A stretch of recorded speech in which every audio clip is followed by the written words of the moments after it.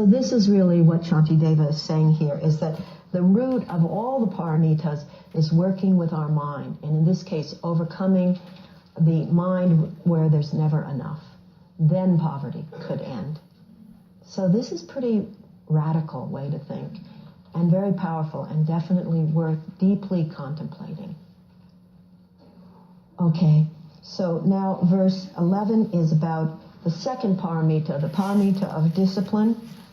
And last night I talked about the 3 disciplines, and this one just deals with the first, which is not causing harm. Okay? Where indeed could beings, fishes, and the rest be placed to shield them totally from suffering? Deciding to refrain from harming them is said to be perfection of morality. So morality is his translation here of the word discipline. So basically, again, the skeptic is saying, well, you have this code of you're going to follow the 3 disciplines and let, in this case, not cause harm, live by that.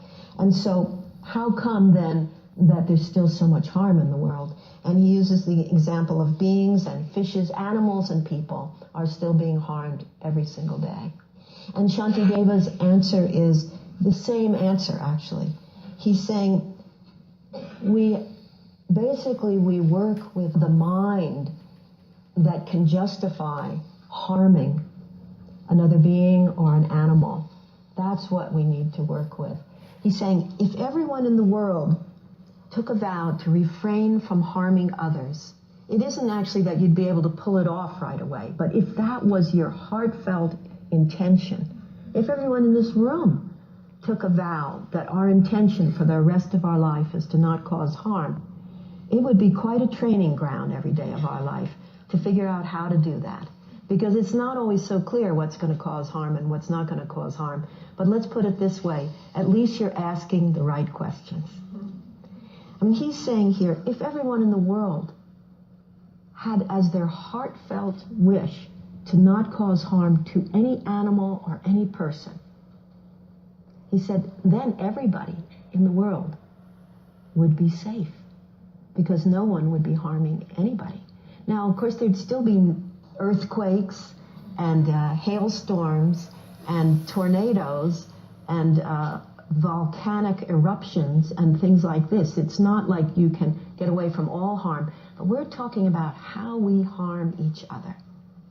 And it'd be interesting to statistically see how many deaths come from natural disasters as opposed to us killing each other, and how much suffering comes from getting cancer and so forth, natural things, as a... Cancer has been proven to be caused by consuming any animal products, opposed to the suffering that we impose on each other by causing each other harm. And I think the implication here is the majority of what we call suffering and anguish on a daily basis in our life, we cause each other. Every single one of us, all of us sitting here in this room, are examples of the rest of the world. Is everybody comes from the reference point of me. And so the tendency towards self-absorption and me first is very, very strong. So he's saying here to decide to work with your mind, a mind that decides to not cause harm. That will take you beyond self-absorption and into this groundless, positive groundlessness. But to just, go by a fixed code of ethics and live, there's a series, a column that says virtuous acts and unvirtuous acts, and you just live by that, you can still be doing a lot of harm. You're just basically keeping the ground under your feet very nicely by being a good person in the eyes of society, and therefore you yourself can feel fairly comfortable on a day-to-day basis because you're measuring up. Well, believe me, the Bodhisattva gets to the point where they don't know what measuring up even is. Codes of ethics don't make sense anymore. But if you just say something like, I take a vow to not cause harm, and I'm going to figure out how to do that, then that would be the essence of the paramita of discipline. So that's what he's saying. Okay, so 12 through 14 are the next.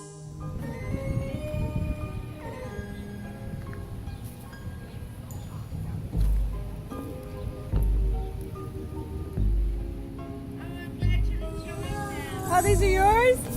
They're so beautiful. I hope you don't mind. I love it. Yeah, that's been there like over 100 years. Over 100 years? Yeah, Slept the night away.